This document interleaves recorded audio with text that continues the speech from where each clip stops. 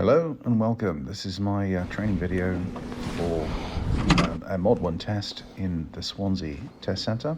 I did my training actually in the same yard that the actual test is done in, so it's really good to know that it is, you know the size, you know the place, it kind of takes some of the nerves away.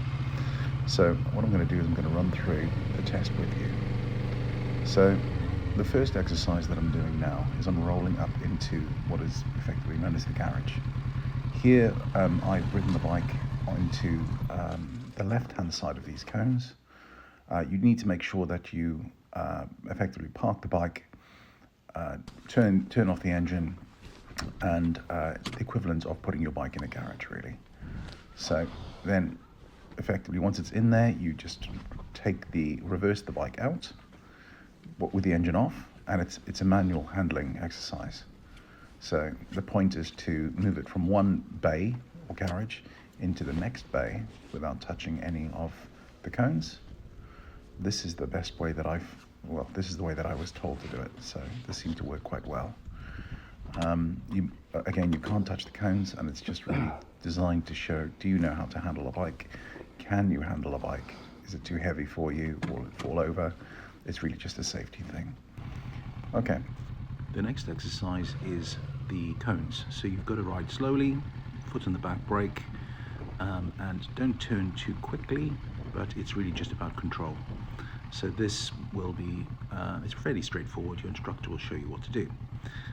The next one is the figure of 8, as you can see. This one, don't be afraid to take it quite wide. Again, foot on the back brake, really quite slow. Make them, the tighter you try to make these corners, the more difficult it's going to be for you.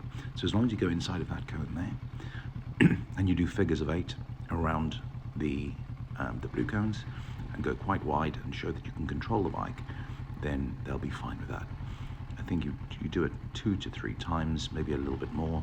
It's not particularly difficult. I don't think that it's an issue if you go past that yellow cone, but I think it's kind of frowned upon. You need to try and do it as close as you can and show the control that you've got. Again, foot on the back brake, clutch control. Something worth noting that if you put your foot down during the exercise at any point, it's an instant failure. So just need to control with your clutch, your brake, and make sure that you're in control at all times until you can come to a natural stop or asked to stop. The next exercise is effectively the slow maneuver. So this is slow maneuver. I think it's round about walking pace. It's not particularly difficult. Again, can't put your feet down. Don't forget your mirror checks and your shoulder checks. That's something that you've got to do continuously through these tests. Every time you're setting off, over your left shoulder, over your right. So here, this is probably a bit slower than you need to go, but I'd rather go slower than not. The instructor will tell you exactly what you need to do. So the next is the U-turn. So don't be afraid to take this wide, as in make the most of all of the space. Make sure you look right when you're turning, look where you're turning. That's what they'll tell you. You need to make sure that your bike goes where you look.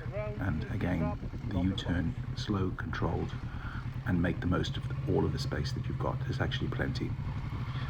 Okay, so the next exercise is a braking exercise. So this is getting the bike up to, I believe it's 50 kilometers an hour, and effectively showing that you can come to a controlled stop. This is the easiest of all of the next 3 exercises. It really just shows, once you've gone past a point, which is marked here, can you bring the bike to a controlled stop in a reasonable amount of time and in a reasonable place. This is just to show you, yes, I can stop, say behind a stoplight, for example. If I want to stop at a particular place, you can. Again, very straightforward. Okay, the next exercise is the emergency stop. So here, the instructor will tell you that you need to stop when he holds his hand up. You've got to be going at least 50 kilometers an hour again, and when he holds his hand up, you just stop as quickly as you can, front and back brake, in a controlled manner. So most bikes have ABS. Doesn't matter if the ABS kicks in. It's just, can you stop it as quickly and as safely as possible when they're asking you to.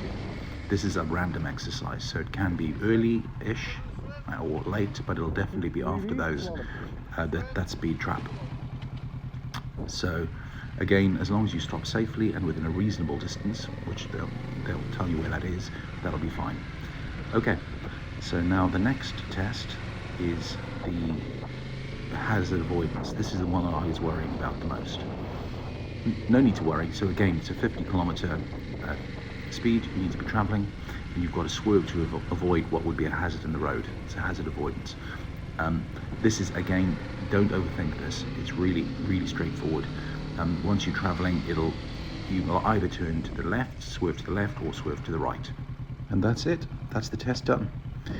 So you should be finished the test within 10 minutes. It doesn't normally take any longer than that. I think one thing you've got to be careful about is the stress. Obviously, try and manage your stress. It's a stressful time, understandably.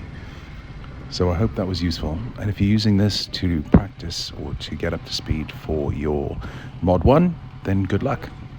And if this was useful, please can you like and share this video. Thanks.